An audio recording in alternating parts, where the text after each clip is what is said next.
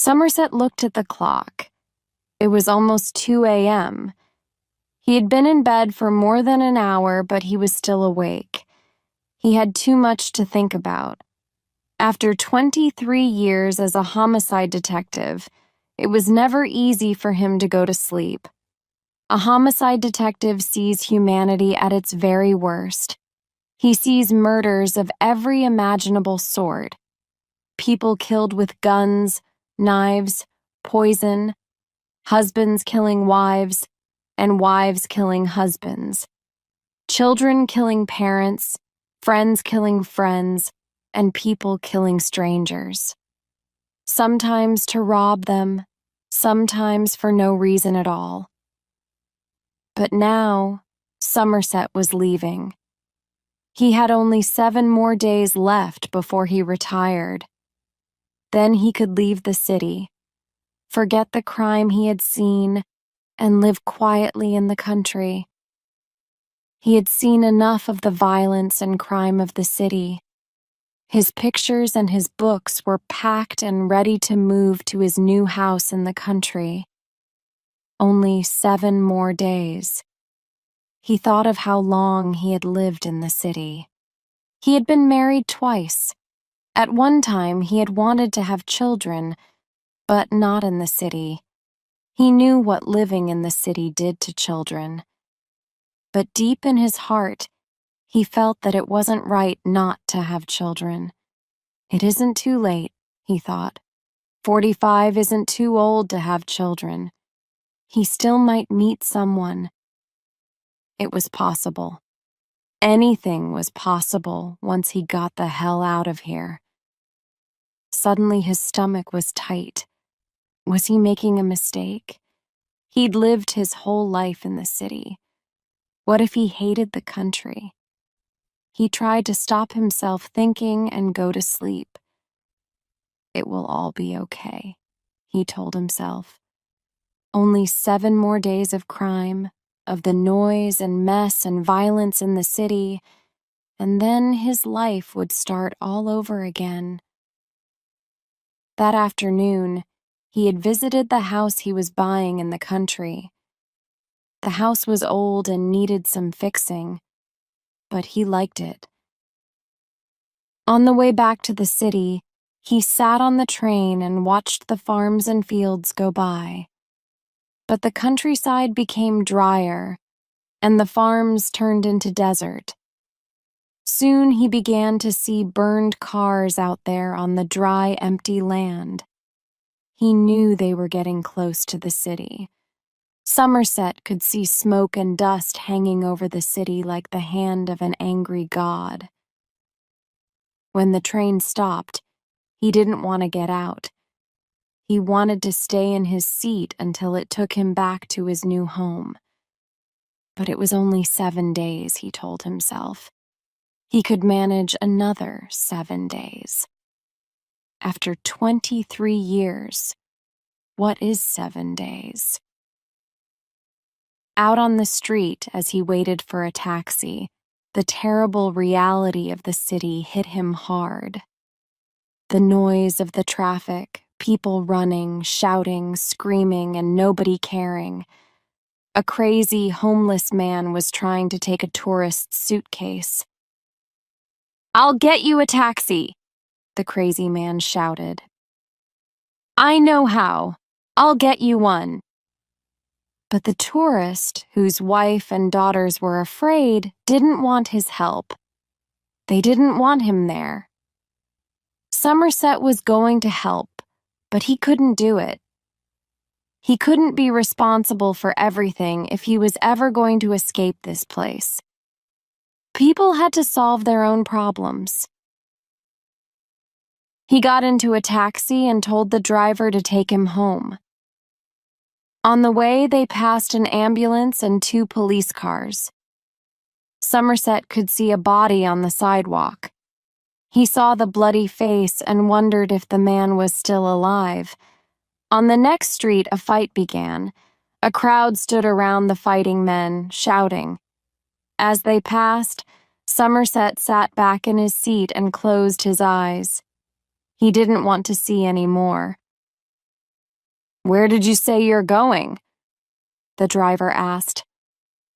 Somerset opened his eyes. "Far away from here," he said. Yes, he thought, far away from here. He closed his eyes and started to breathe more deeply. In the morning, the phone woke him from a deep sleep. There had been another murder. As he got out of bed, he wished he didn't care as much as he did. It would make the next 7 days a lot easier. When Somerset arrived at the crime scene, the workers from the police department were taking photographs and looking for fingerprints. The body was on the floor in a body bag, waiting to be taken out.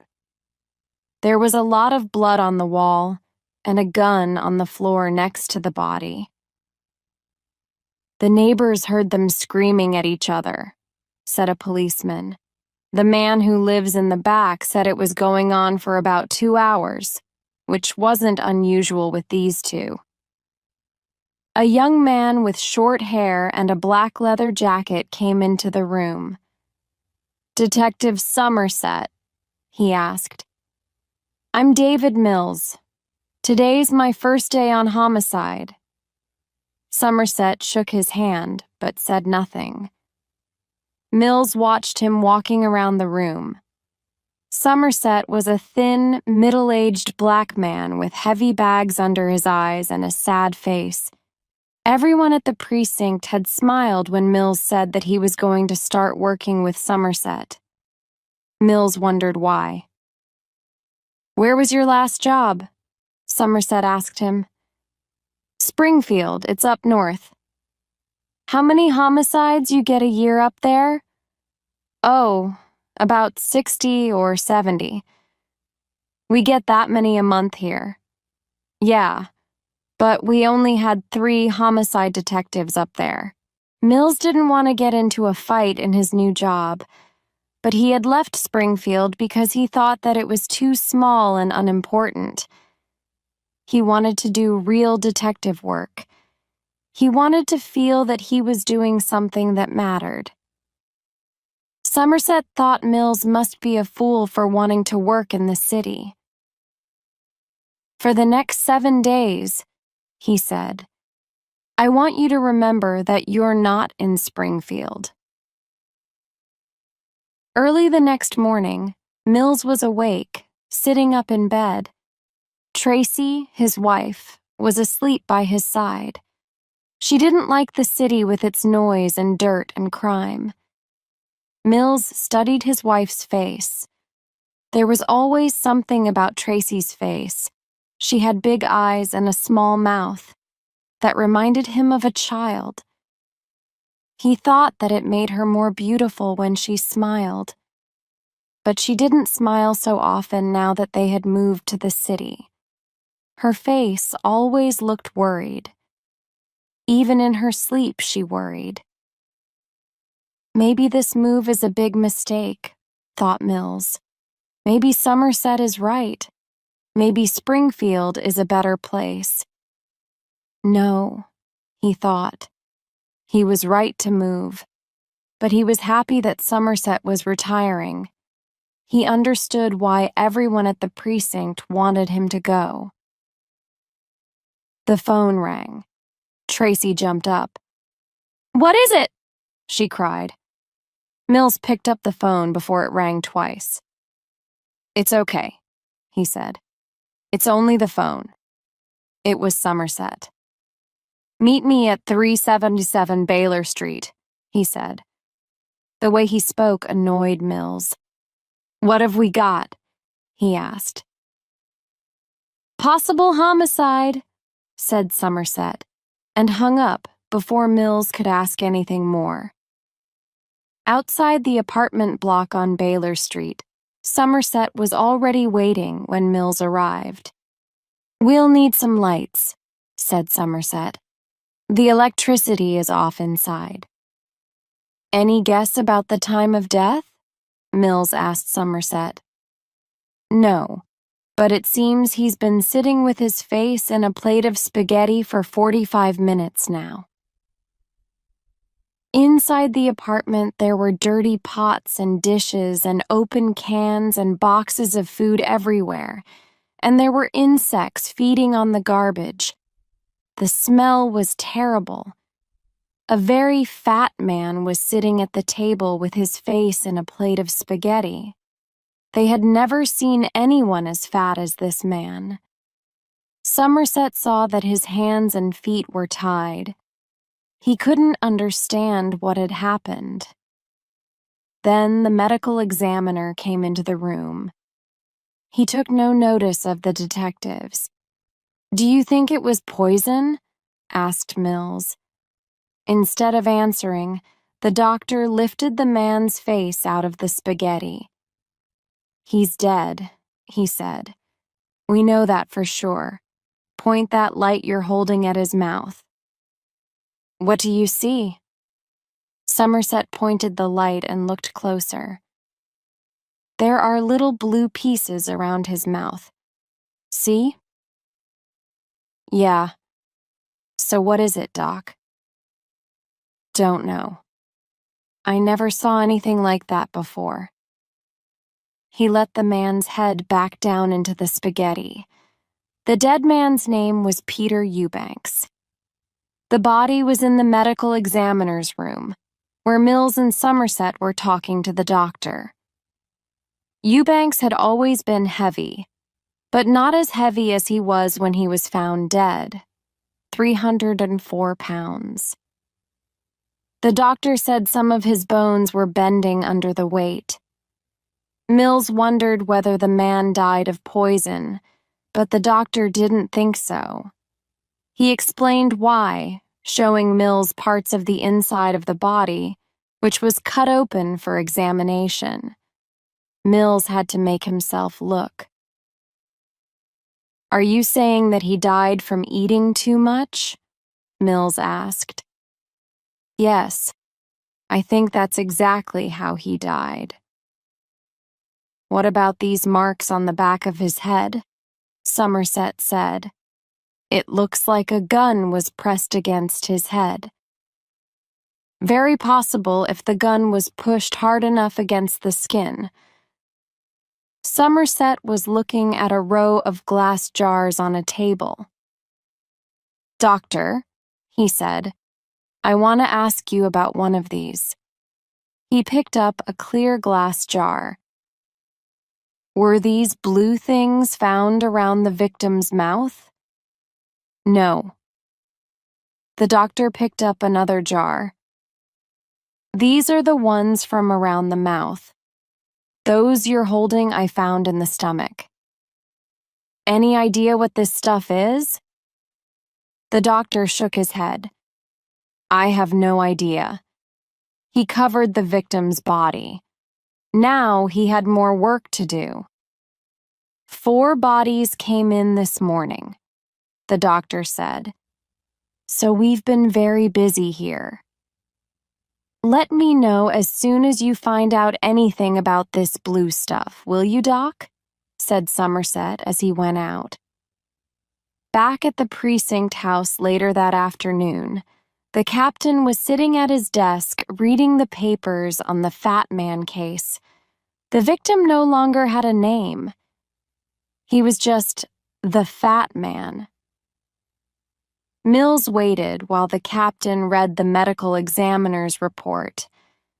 The captain was about 50, with big bags under his eyes and bad skin. Mills could see that Somerset had worked hard on this case. He wondered what Somerset was really like. What would Somerset do when he was in danger? Would he think more quickly than Mills did on the night that Rick Parsons was... Mills and Rick were old-school friends. Rick was the best policeman they ever had in Springfield. But that night, when they were working on a murder case together, Mills thought that the murderer wouldn't shoot at the police. When Mills saw that the man had a gun, he hadn't fired quickly enough. He'd waited a little too long. The man fired at Rick, and now Rick would be in a wheelchair for the rest of his life. And no matter what Rick and Tracy said, Mills thought, he was to blame. The captain was shaking his head over the papers. "This is very hard to believe," he said. "Do you believe it?" Somerset nodded. The victim had to choose, eat or be shot. The killer put food in front of him and made him eat it. Perhaps this went on for 12 hours or more. The killer kept him awake and made him keep eating. The captain looked worried. Mills understood how he felt. He hadn't wanted to believe it either. "I think this is just the beginning," said Somerset. "We don't know that," the captain said sharply. "We have one dead man, not 4, not 3, not even 2. Then what's the reason for it?" Somerset looked tired. The captain was angry. "Don't start, Somerset," he said. "Don't start imagining things before they happen. You have no evidence that there will be another murder." Somerset was too tired to argue. "I want to be taken off the case," he said. "You've only got a week left," the captain said. "What difference does it make?" "This can't be my last case," said Somerset. "It'll go on and on. I don't want to leave it unfinished when I go. And if you want my opinion," Somerset pointed at Mills, "this shouldn't be his first case." Mills jumped up. "This isn't my first case," he shouted. "You know that." "This is too soon for him. He isn't ready for one of these," said Somerset. "Look," the captain said, "I don't have another detective I can give this to. We don't have enough people. You know that." "Give it to me, Captain," said Mills. "I can manage it." The captain turned and stared Somerset in the eye. "You serious about this killer? You think he's just getting started?" Somerset closed his eyes and nodded. "Hell," the captain said. "As often as I've wanted you to be wrong, you rarely are. That's why I'm leaving you on the Fat Man case, Somerset. As for you, Mills, I'm putting you on another case. But, Captain, not buts.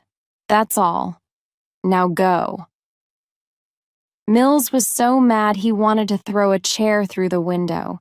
He wanted to stay with Somerset. He just didn't want them to think of him as a beginner. He wanted to show the captain that he could manage on his own, even in the city. "You heard me, Mills. Get going," the captain ordered. Chapter 2. Greed. The next morning, Somerset was in his office when the captain walked in. "Have you heard?" the captain asked. "Heard what?" "Eli Gould was found murdered last night."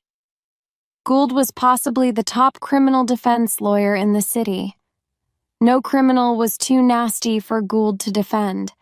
If they could pay enough, he would do anything to defend them and help them escape punishment. It didn't matter how terrible their crime was. "Someone broke into his office and killed him," the captain said.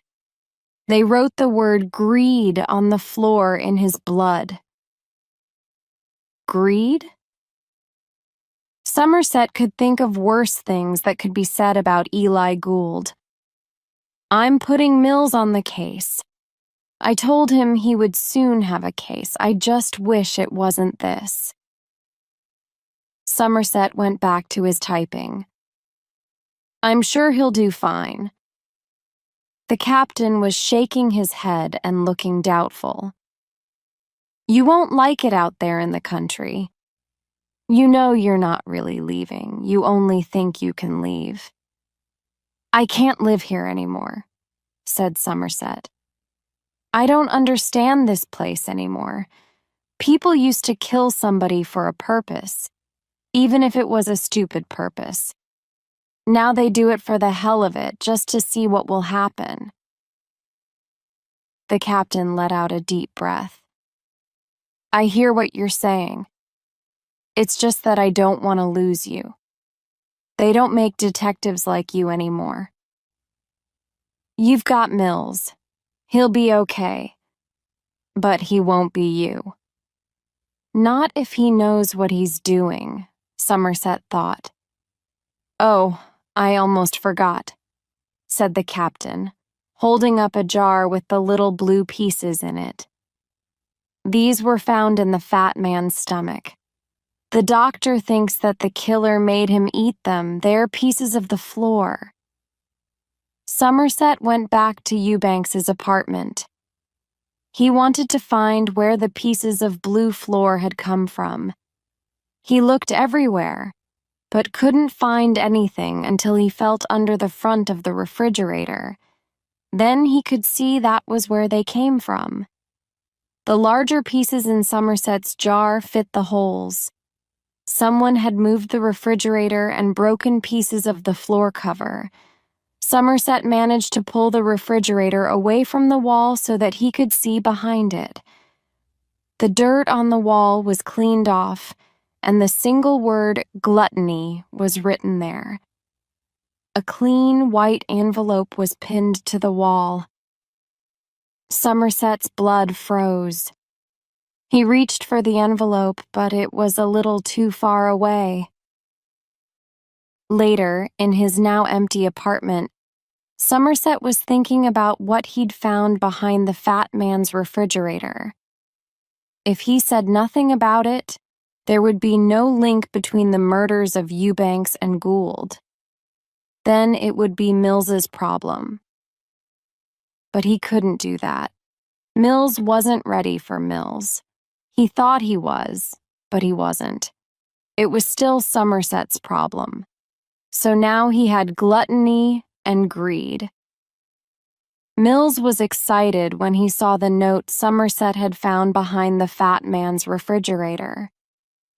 So we have a link between the two killings, he said. He read the note again. Long is the way, and hard, that out of hell leads up to the light. But what does it mean? Is he trying to tell us something? It just seems crazy to me. It was hard for Somerset to control himself, but instead of telling Mills he was a fool, he held up photos of the words greed, in blood, and gluttony. Have you ever heard of the 7 deadly sins, Mills? Greed, gluttony, wrath, envy, sloth, pride, and lust. Understanding slowly showed on Mills's face. You think he's going to do one for each sin? It seems so, doesn't it? Oh, no. Mills was shocked. So we do have a link? Oh, no is right, thought Somerset. You wanted the big time, he said. Well, now you've got it. There are going to be 5 more murders if we don't find the killer. With Mills leading the investigation after his retirement, Somerset had a feeling the killer would do them all no trouble. It wasn't that Mills was no good. He just didn't know anything about this sort of stuff. About serial killers. This wasn't Springfield. As much as Somerset wanted to leave, he couldn't. Not now. He couldn't just leave it with Mills. He had to go on with the investigation. Mills looked at his notes as he walked around Gould's office. On the wall behind the desk, there was a big oil painting. It was a modern painting, just lines and shapes of color. Red, green, and black. On the desk, there was a weighing machine with dried blood on it. The letters in blood on the floor had turned red-brown. Mills wanted to find some evidence, something that they had all missed. He wanted to show that Somerset wasn't the only one who knew how to do detective work. Mills believed that the crime scene was the place to solve the crime. There had to be some evidence, some clue, something that would help them find the killer.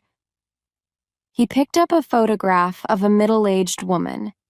She had a false smile, too much makeup, and colored red hair. It was Mrs. Gould.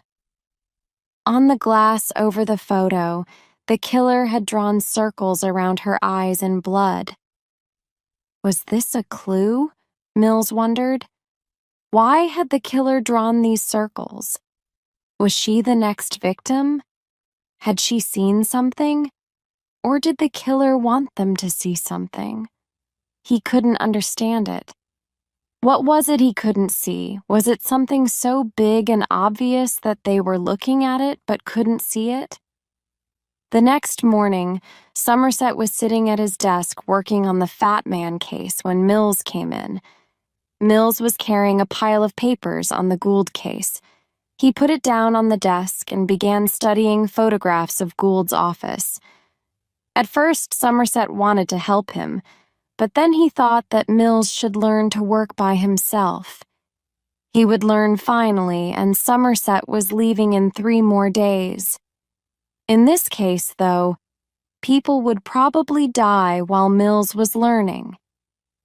He needed some help, just to show him the right direction. Somerset put down his pen. "You know this is a serial killer we're looking for here," he said. "You really think I'm a fool?" shouted Mills, angry at Somerset again. "No, I didn't say that." Somerset was sorry he had said it the wrong way. "It's just that we haven't talked about that. I think we should."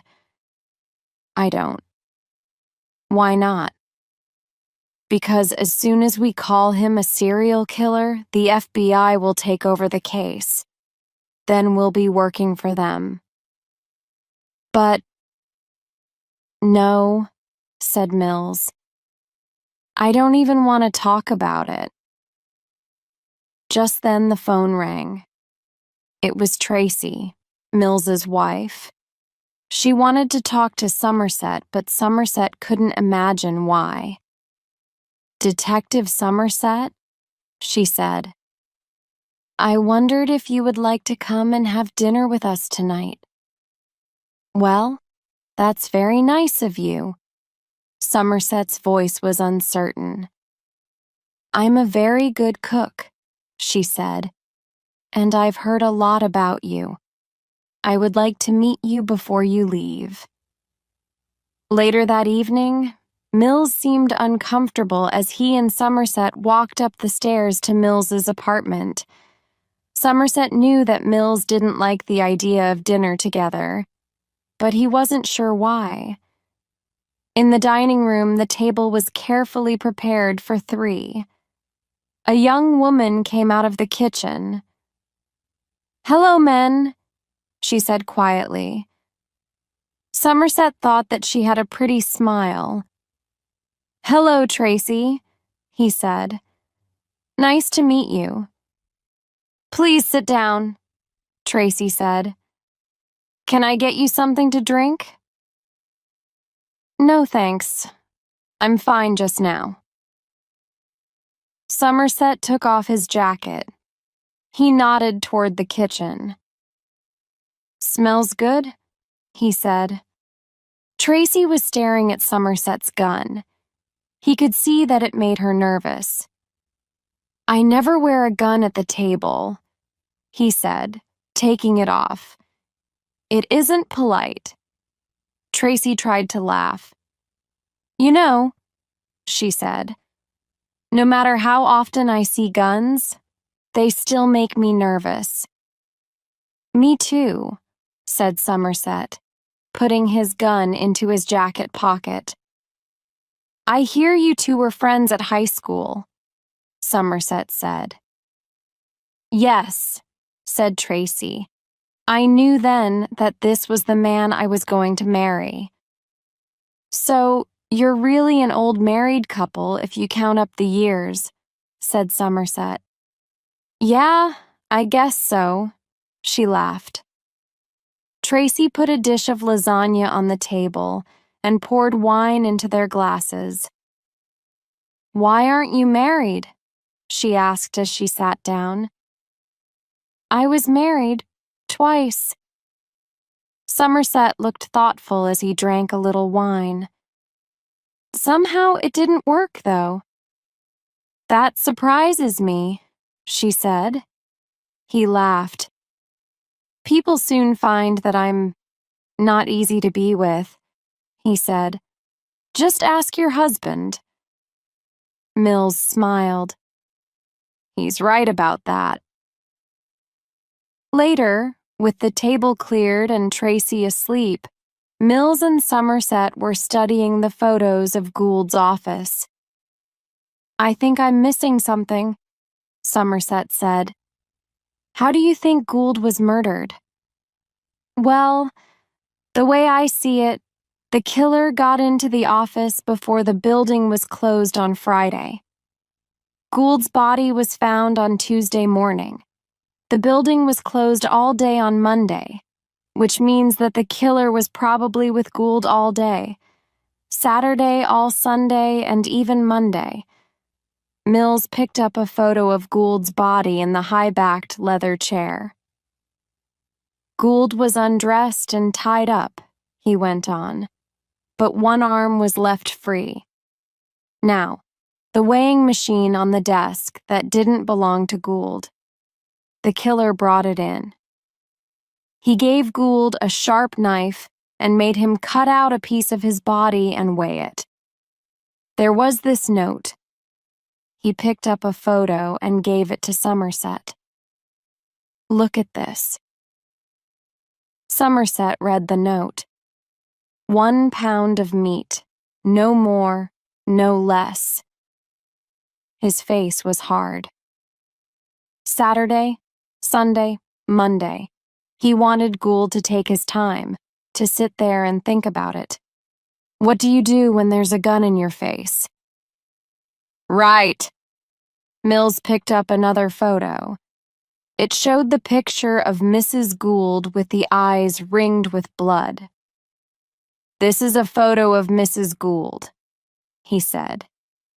If the killer's telling us she saw something, I don't know what it could be. She was out of town when it happened.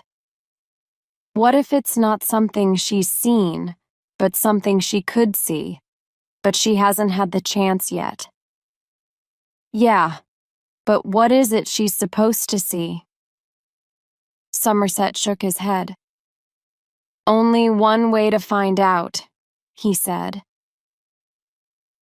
Mrs. Gould was in a safe house, guarded by the police. When Mills and Somerset walked in, Mills thought that it looked like a place where someone might go to kill himself. Mrs. Gould was sitting on the bed, crying. I'm sorry to come here so late, Mrs. Gould, Mills said. But it's all right. I haven't slept since... She began to cry again, holding her hand over her mouth as if to stop herself. Mills took out the photographs. Mrs. Gould, he said, I need you to look at these again and tell me if there's anything that seems strange or in the wrong place. Anything at all. But she wouldn't look. I've looked at them 1,000,000 times, she said. I don't want to see them again. Ever. Mills hated to see women cry, but he knew he had to do this. Please, Mrs. Gould, anything at all. Take your time, please. There's nothing there, she said. She wouldn't look at the photos again. There's something there that we're not seeing, said Mills.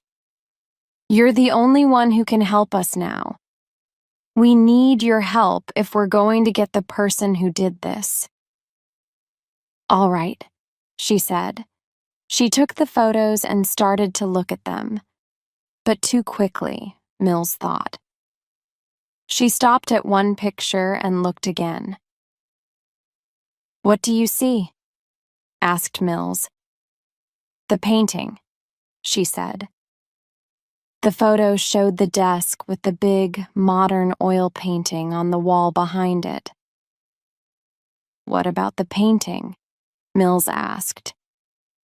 She looked up at him as if he had done something wrong. Why is it upside down? She asked. Somerset took the photo from the woman's hand and looked at it. Upside down? He said. Mills and Somerset went straight to Gould's office. Somerset looked up at the painting. You sure our people didn't move it? Even if they did, the photos were taken first. Somerset took the painting off the wall. Mills thought there would be another message behind it, written in blood. But there was nothing. I don't want to think about the sleep I'm missing because of this, he said. There's nothing here. He's playing with us. Somerset thought that Mills was probably right. But there must be something here, he said. He was staring at the wall where the picture had been. What is it? Mills asked. Quiet. I'm thinking. This made Mills angry.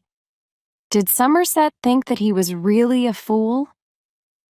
Somerset took out a brush and a small box. Standing on a chair, he began to brush the wall with fingerprint dust. Do you know how to do that? Mills was doubtful, but Somerset kept on working. Mills tried to be patient, but he wanted to see what Somerset had found. What is it? What do you see? Nothing, right? Wait, just wait, said Somerset, still working. Finally, he moved away, and Mills got a good look at what he had found. Written in fingerprints as clear as ink was, "Help me." Mills couldn't believe what he saw. He looked at Somerset in surprise. This guy really is good, he thought. Chapter 3. Sloth. Somerset needed to know if the fingerprints he had found matched those of a known criminal. He and Mills watched the computer operator as he began to search. I've known this to take as long as 3 days, the operator said. So why don't you wait outside? Outside the computer room was an old sofa. Somerset sat down and looked at his watch. It was 1:20 a.m. Mills got a can of Coke from a machine and sat next to Somerset. You think our guy is crazy and asking for help? Is that his problem? Mills asked. No, I don't think so. It doesn't fit. I don't think he wants us to stop him. Not until he's finished. I don't know. There are plenty of people doing things they don't want to do because they have voices in their heads telling them to do bad things. Somerset shook his head. Not this guy. He may be hearing voices, but these murders were well planned. He's not going to stop until he's finished what he wants to do. Mills said nothing. He drank some Coke, looking at Somerset. Something wrong? Somerset asked. Why is it that nobody believes you're going to retire? Somerset didn't know how to answer this because sometimes he didn't believe it himself. Instead, he said, You meant what you said to Mrs. Gould tonight about catching this guy, didn't you? Of course. I could never say that to her. I've seen too many killers plead madness. The ones that can pay get a lawyer like Gould to defend them, and a lot just disappear. They kill for a few weeks or months, and then we never hear from them again. I can't think the way you do. That's why I'm going. If you think that, then what are we doing? Tell me. We just get all the facts, all the evidence. We write it down and hope that someday it will be used. Somerset knew that whatever he did, it rarely ended the way he wanted. In the end, 12 ordinary people decided whether a criminal was guilty or not guilty. Wake up, sleepyheads! You have a winner! It was the captain standing over them. Mills and Somerset had fallen asleep on the sofa. Mills looked at his watch. It was 6:25 a.m. Never enough sleep, he thought. Here's your man. The captain showed a photo to Mills and Somerset. It showed the thin face of a young man with long, stringy hair and lots of rings in his ears. Victor Dworkin was his name, aged 25. We know Dworkin. He's been in prison for robbery and sex crimes. The last time he was in trouble with the police, his lawyer helped him go free. That lawyer was Eli Gould, Mr. Greed. Mills's eyes lit up. That's our link, he said. Wait. Nobody has seen or heard from Dworkin for months, but we do have an address, and we're checking it now. A red-haired officer called California and 4 other policemen in uniform came running toward them. The captain began giving them their orders. What do you think? Somerset asked Mills. Is Dworkin our killer? Mills thought for a moment. He doesn't seem like our man, does he? I don't see our killer fitting that description. Somerset nodded. No, he said. Our guy seems to have more purpose. Dworkin looks like the type who has trouble getting out of bed in the morning. Yeah, but what about the fingerprints? Somerset took a deep breath. Yes, they're his, so I suppose it must be him. Mills and Somerset were in their car, following the black police van taking California and the uniformed men to Dworkin's apartment. Somerset took out his gun and checked. Mills nodded at the gun. You ever get hit by one? A bullet? No. 23 years on the job, and I've only taken out my gun 3 times. Never fired it, though. Not once. He put his gun away. How about you? Mills shook his head. Never got hit. Pulled my gun out once and fired it. Yeah? Yeah. It was my first time on something like this. The guy had killed his wife. I didn't think he was the kind who would shoot at the police, but when we broke through the door, he was holding a gun on a cop outside the window. He fired once. I fired 5 times. How did it end? Asked Somerset. Mills thought for a moment. He changed the story a little because he felt so guilty. I killed him. The other cop was hit in the leg. He wondered if he should tell Somerset what really happened to Rick that night. So, how did it feel? Killing a man? I thought that it would be bad, you know. But that night I slept well. But that was only because he hadn't known about Rick then. Later, when he knew that Rick would never walk again, he didn't sleep so well. He still didn't. Somerset was thoughtful for some time.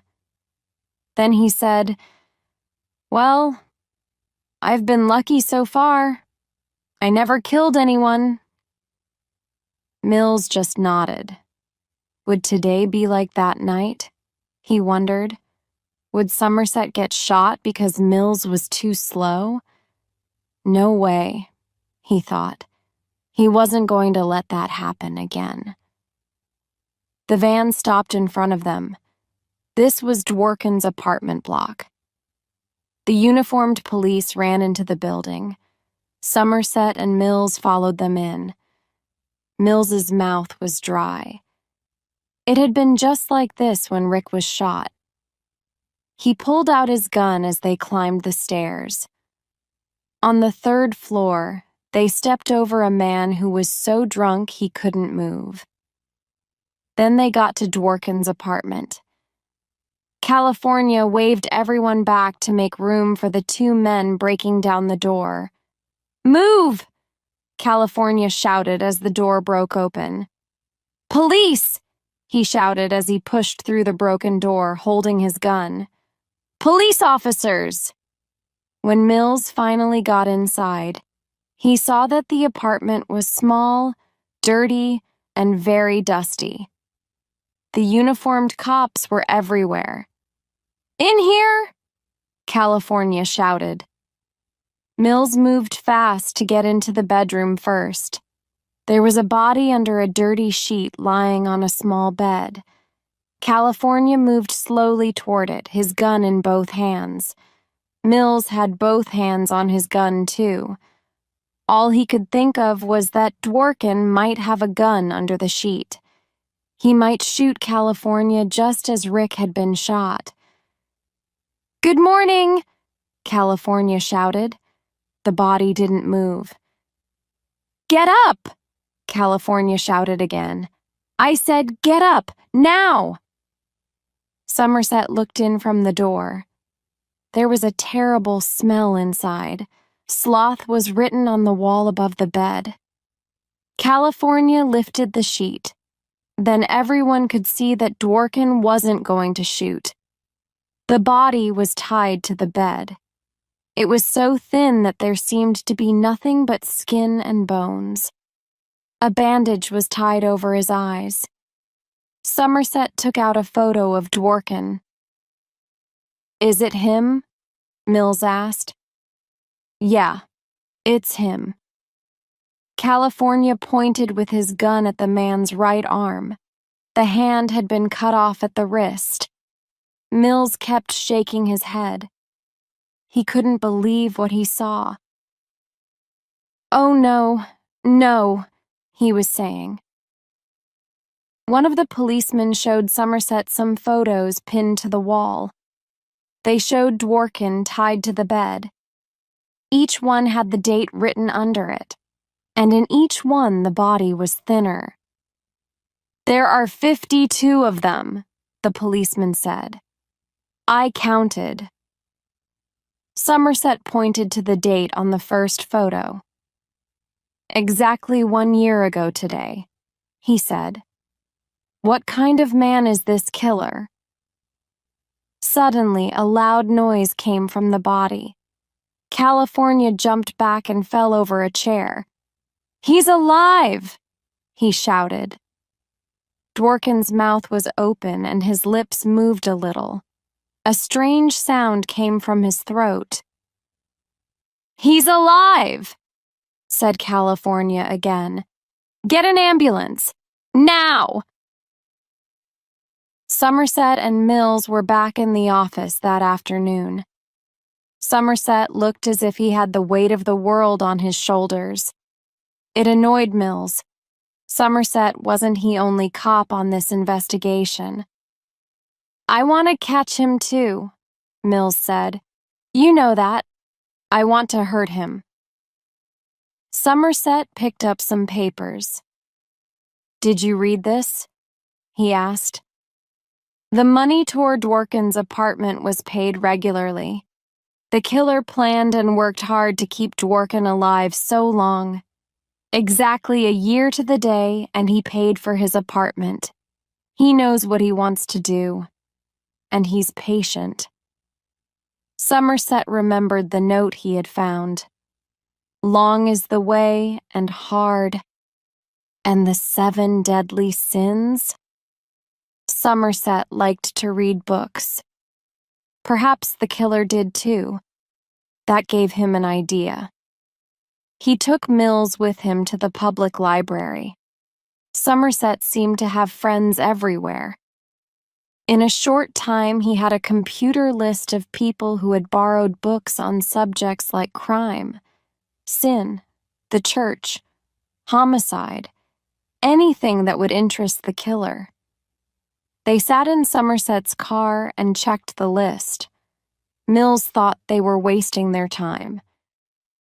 "You got a better idea?" asked Somerset.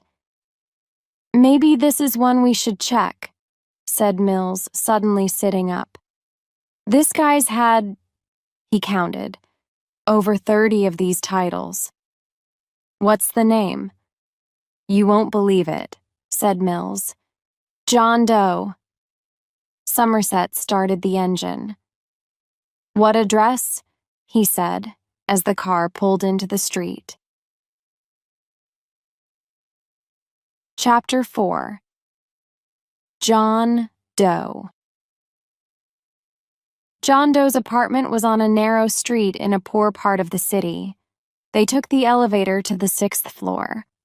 Doe's apartment was in the front of the building, but Somerset thought that even if he had seen them coming, Doe wouldn't know who they were. Mills knocked hard on the door. Somerset heard a noise, but it didn't come from inside the apartment. He turned and saw a dark shape in the shadow of a door. Then he saw the gun. "Mills!" he shouted. They both hit the floor at the same time. The noise hurt Somerset's ears. Big holes appeared in the door of Doe's apartment. Hollow bullets, thought Somerset. He imagined Mills getting shot. He would have to tell Tracy. But Mills had pulled his gun and run after Doe before Somerset could even think of stopping him. Be careful, he thought. He was worried for Tracy. Somerset followed Mills down the stairs. Doe was standing on the floor below, his gun in his hand. Mills jumped back just as Doe fired. The bullet hit the wall close to Somerset. Mills waited for another shot. Instead, he heard a door close. As fast as he could, he ran through the door and saw Doe running. Doe pushed a woman away and ran into her apartment. "Police!" Mills shouted as he followed Doe into the apartment. He saw Doe climbing through a window onto the fire escape. Mills ran to the window. Doe fired again, breaking the glass. When Mills looked again, he couldn't see Doe, but he could hear him running. Out on the fire escape, Mills ran and jumped to the ground. When he reached the street, he wanted to scream. There were people everywhere. In this crowd, he would never see Doe. Then suddenly, impossibly, he saw him. Doe Rass waiting to cross the street, looking for a break in the traffic.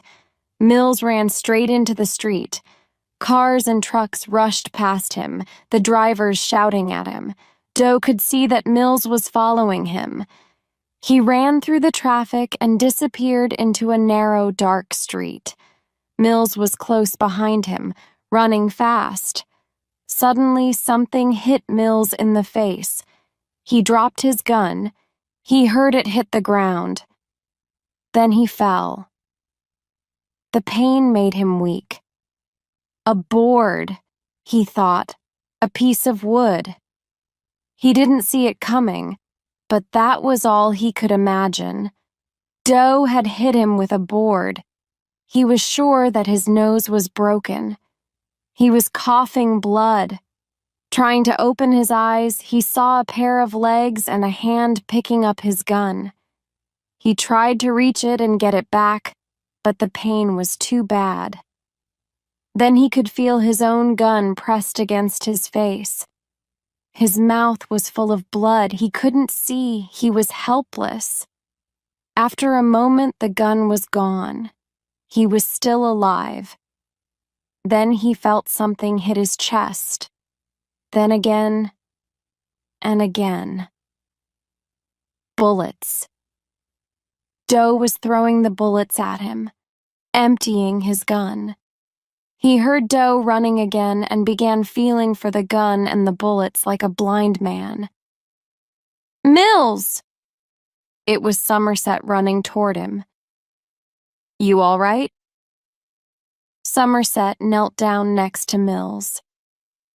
"I'll call an ambulance." "No, I'm fine." Mills got to his feet. What happened? Somerset wanted to know, but Mills was too angry to talk.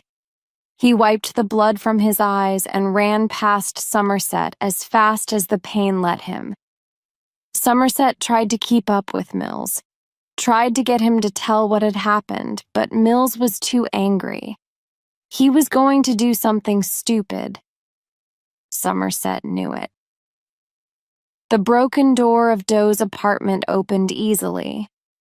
Inside, everything was dark because the walls were painted black. So were the windows.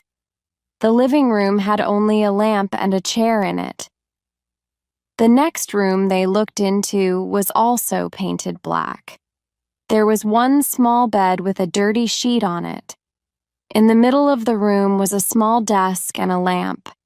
Inside the desk were neat rows of empty medicine bottles and boxes of bullets.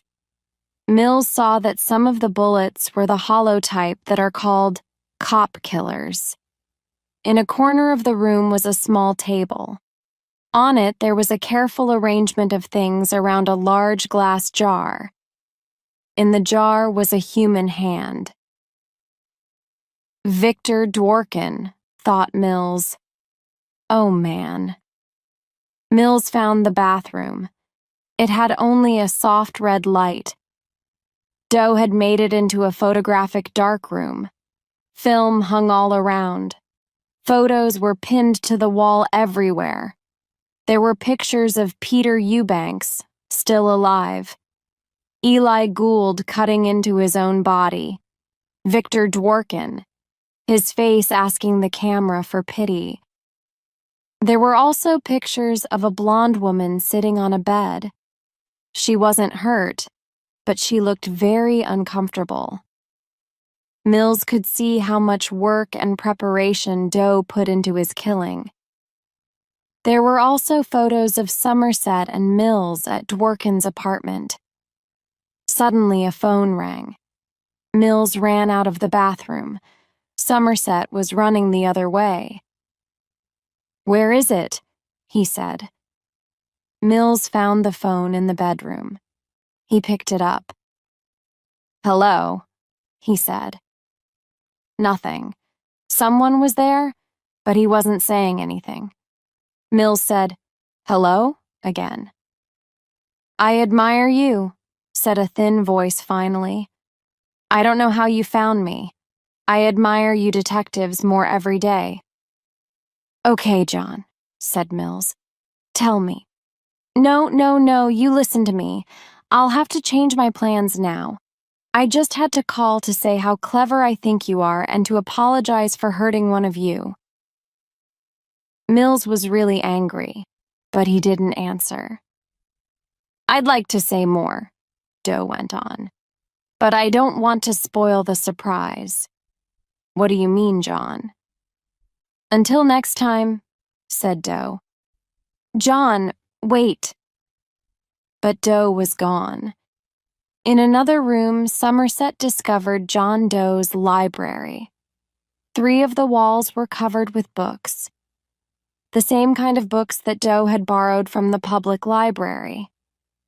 Somerset wondered how Doe found time to read them all. One wall was covered with Doe's notebooks. There were thousands of them, each one with about 250 pages, all filled with Doe's own writing and with photos and pictures cut from magazines. Mills thought that these notebooks were crazy, but Somerset disagreed. He thought that they were horrible, but interesting. Doe's writings frightened Somerset, but he spent hours reading the notebooks, trying to understand Doe's thinking.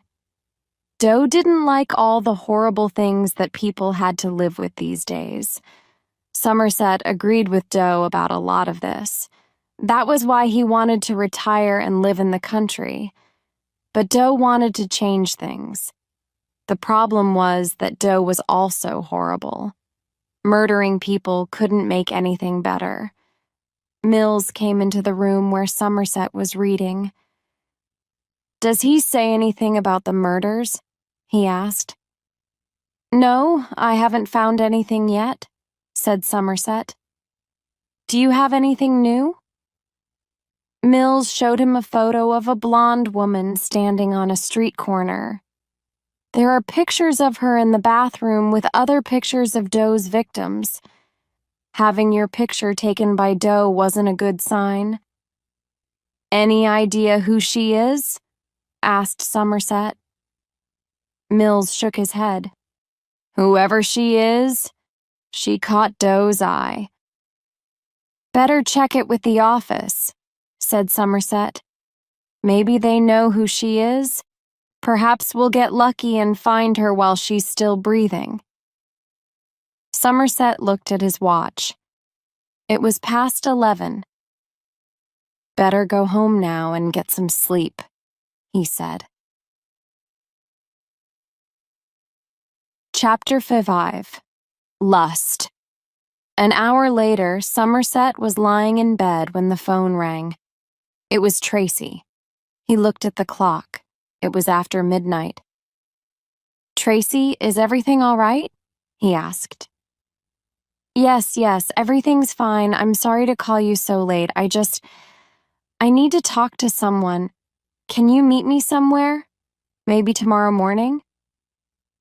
"I don't understand, Tracy," said Somerset. "You sound worried." "I feel really stupid, but you're the only person I know here." "I'll help you if I can, Tracy," he said. He couldn't imagine what he could do for her. "If you can meet me tomorrow, call me, please. I have to go now. Good night." She hung up. The next morning, Somerset met Tracy in the Parthenon coffee shop near the precinct house. "So what's on your mind, Tracy?" he asked. "You know this city," she began. "You've been here a long time. I haven't." Somerset nodded.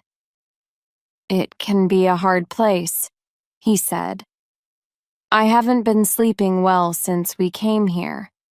I don't feel safe, even at home." He didn't know what to tell her. Maybe she should talk more with her husband. "Talk to him about it," he said. "He'll understand." "I don't know why I asked you to come," she said. Her hands were shaking. "You know that I'm a teacher," she went on. "I've been trying to get work in some of the schools here, but the schools are horrible." She was starting to cry. "What's really worrying you, Tracy?" he said. I'm going to have a baby." "Tracy," said Somerset, "I'm not the one to talk to about this." "I hate this city," she said. "If you're thinking—" He let out a long breath. "About whether to have the baby? But I want to have children," she said. "All I can tell you, Tracy," he said, "is that if you don't keep the baby, if that's what you decide, never tell David. But if you're going to have it, tell him now. That's all the advice I can give you." Tracy took his hand as he got up from the table. "Promise you'll keep in touch after you retire, please." "Sure, I promise," he said, and waved goodbye from the door. As Somerset reached the precinct house, Mills met him at the door. "We've got another one," he said. Somerset felt tired and empty. But he wasn't surprised. He knew it was going to happen again. The outside of the hothouse massage parlor was painted bright red. Police cars were parked everywhere out front. Uniformed cops were trying to control the crowd of confused people, but they weren't having an easy time. Mills pushed through the crowd with Somerset just behind him. A cop was trying to talk to the doorman. "Did you hear any screams?" he asked. "Did you see anything that seemed strange?" "No," said the man. He was a big, fat man who looked like an ugly animal. "Everybody who comes in here looks strange, and they're screaming all the time in there. That comes with a place like this." "You like working in this place, man?" the cop asked. "You like the things you see?" There was an ugly smile on the man's face. "No, I don't," he said. "But that's life, right?" Mills and Somerset pushed past the crowd of people. Inside, the walls were painted red, and the red lights made it more red. The red light and the beat of the heavy metal rock music reminded Mills of a scene from hell. "Detectives?" A confused cop led them to a room with a strong light that went on and off quickly. "They're in there," said the cop, stopping at the door. "But I don't want to go in there again. I'll wait right here." Mills stepped carefully into the room. He was confused by the light. The music was just as loud in there. Two medical workers were trying to calm a man with no clothes on. He was about 55 years old with dark gray hair. His hands were tied behind his back. On a large bed in the middle of the room was a body covered with a sheet. There was a lot of blood on the sheet. Some of the victim's blonde hair hung over the edge of the bed. It made Mills think of Tracy, and that made him angry. Why did anything in this hell make him think of his wife? "He made me do it!" the gray-haired man shouted, fighting with the medical workers. "He had a gun!" The word lust was written on the wall over the bed. Mills was so angry when he saw it that his hands were shaking. Somerset was looking at the body. "You won't want to see that more than once," warned the medical worker. "He had a gun!" shouted the suspect again.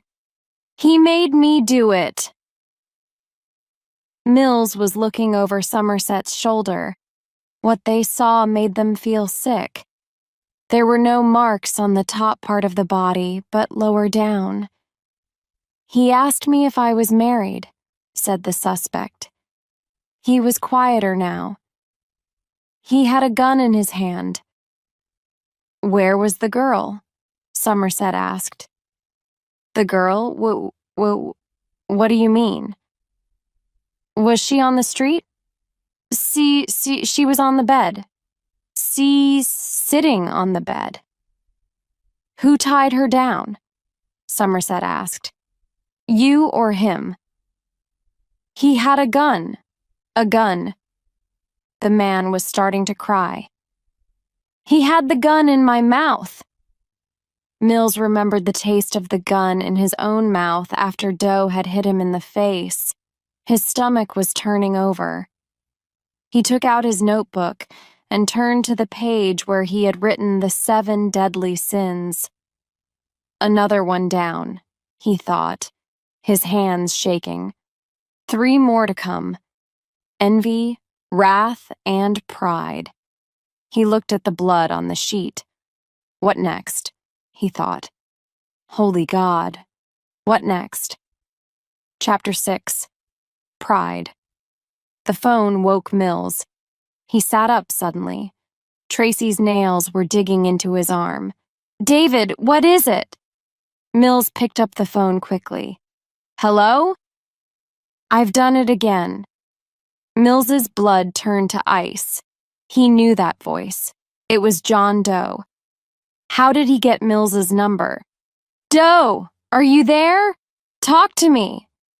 But it wasn't Doe. It was Somerset. Mills was angry. What's wrong with you, Somerset? He shouted. He looked at the clock by the bed. It was 4:38 in the morning. I just got a call from the officer guarding Doe's apartment, said Somerset. Doe called there and left the message you just heard. Is that all he said? Yes. We also found another body. Pride. Tracy looked worried. David, she said, what's happening? Mills's head was hurting. I wish I knew, he said. When Mills arrived at the new crime scene, the police department workers were already busy. Somerset and the medical examiner were in the bedroom. The first thing Mills saw were the words on the wall over the bed. Pride. Then underneath, I did not kill her. She was able to choose. Sitting up in bed was the body. Her face was bandaged. There was blood on the bandage. In one hand, she held a small bottle. 2 red pills had fallen out onto the bed. The bed was crowded with soft, woolly animals. The doctor started to cut through the bandages around her head. Mills was afraid of what he was going to see. Somerset had found a photo of the victim. He showed it to Mills. Her name was Linda Abernathy. She was beautiful. The doctor took off the bandage. Her nose was gone. Mills had to look away. His stomach was turning over. He had to leave the room. The killer cut off her nose, said Somerset, and gave her the bottle of pills. She could choose to live without a nose or kill herself. Mills and Somerset drove back to the precinct house through the slow-moving traffic. As they got out of the car, a man got out of a taxi and followed them into the building. Excuse me, detective? Mills kept on walking. Detective? Mills turned around and almost fell over with surprise. It was John Doe. Doe smiled and held up his hands. His shirt and pants were wet with blood. Mills couldn't believe this was happening. It's him! California suddenly shouted. He pulled his gun and ran up to Doe. Pushing his gun against Doe's ear, he shouted, On the ground now! Move! By this time, Mills and several other cops had their guns pointed at Doe. Somerset ran back down the stairs. Be careful! He shouted. Doe was lying on his face, doing what he was told, but Mills wasn't going to take a chance. He stood over Doe with his gun pressed against Doe's neck. Hands behind your head, he ordered. Don't move. Doe turned his head and smiled at Somerset. Hello, he said. California shouted, Shut up, and pushed Doe's head to the floor. What is it? Whispered Mills to Somerset. I don't understand this. Somerset could only shake his head. Doe looked at Mills again. I want to speak to my lawyer, he said. Chapter 7. Envy and Wrath. Somerset watched through the glass as Doe talked to his lawyer. Doe was calm and smiling. He looked like any ordinary man. He didn't look like a killer. Doe's lawyer was asking questions and taking notes. Somerset couldn't hear what they were saying because the rules of American law won't let anybody hear what a criminal says to his lawyer. Mills and the captain watched over Somerset's shoulder. When can we question him, Captain? Asked Mills. You can't. Because he's saying he did it, it goes straight to the public lawyer's office. Mills shook his head. He wouldn't just say he did it. It doesn't make sense. He doesn't feel sorry. Look at him. He's not finished yet, said Somerset. The captain laughed. What can he do in prison? I don't know, but I do know he's not finished yet. He can't be. He's still got envy and wrath to go before he's finished. Maybe he's already finished. We just haven't found the bodies yet.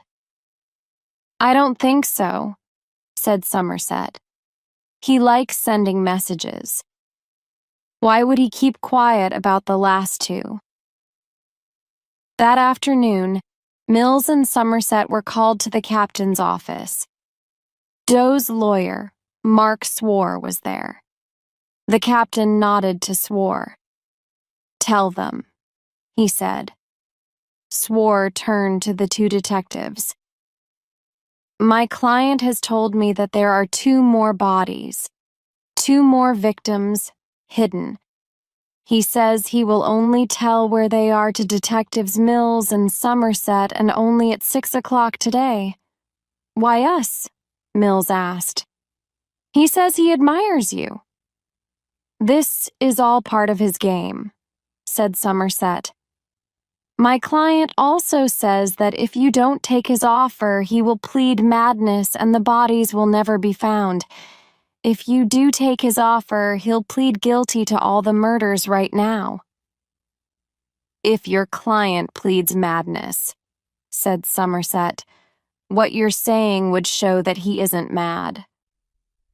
Perhaps, said Swore.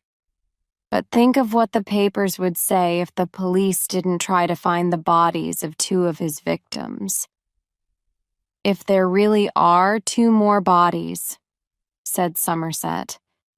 He knew that it was wrong to do what Doe wanted, but he couldn't see any other possibility. Mills and Somerset sat in a police car on the precinct parking lot.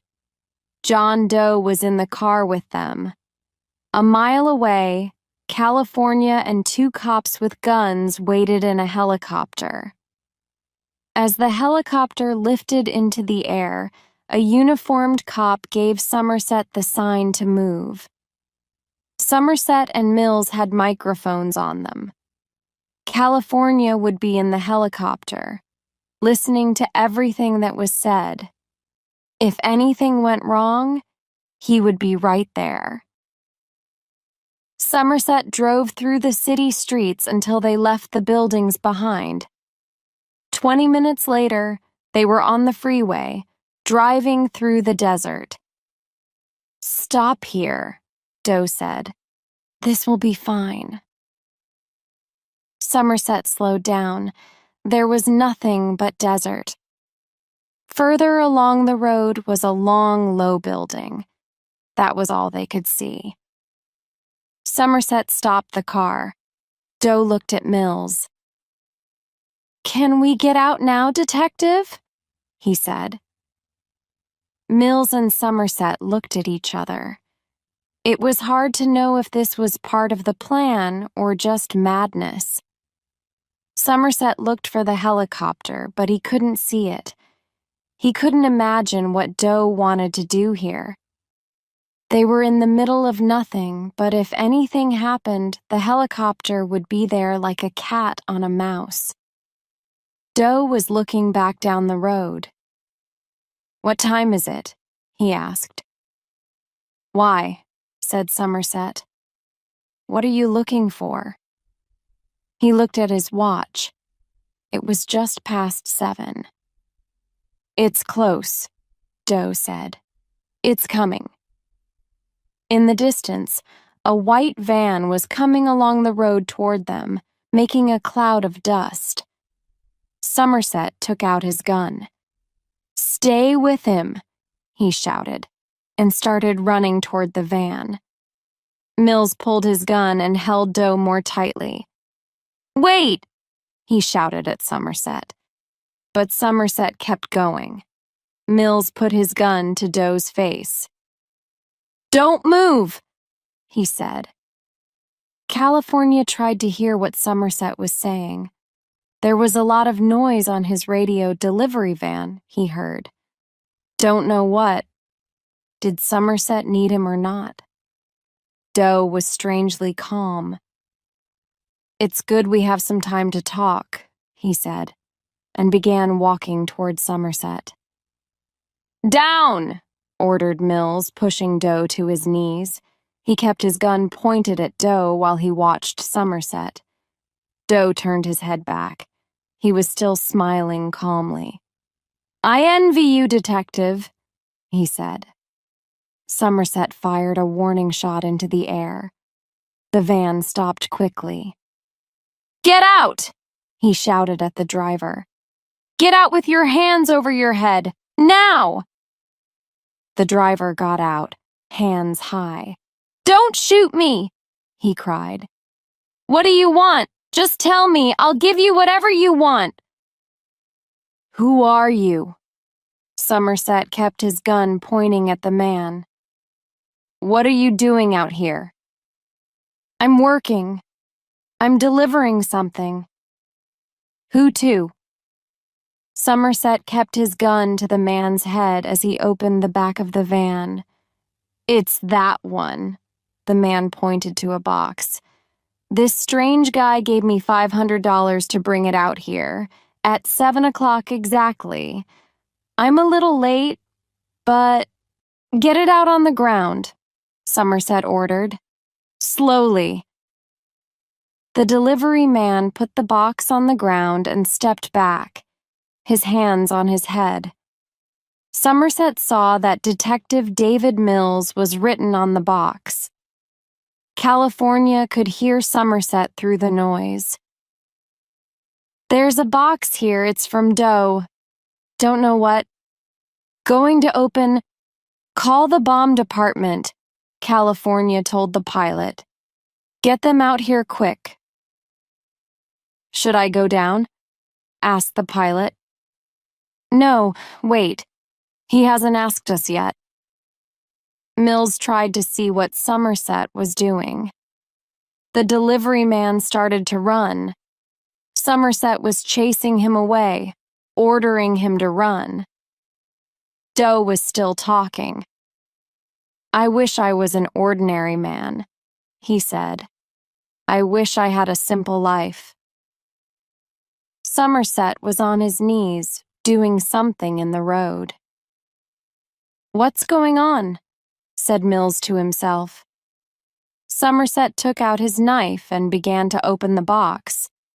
Inside was something heavy with plastic sheets around it. There was blood on the plastic. He looked inside. "Oh, Christ!" He fell back onto the ground, suddenly weak, not wanting to look. But he had to look. Oh, Christ, no. He felt sick.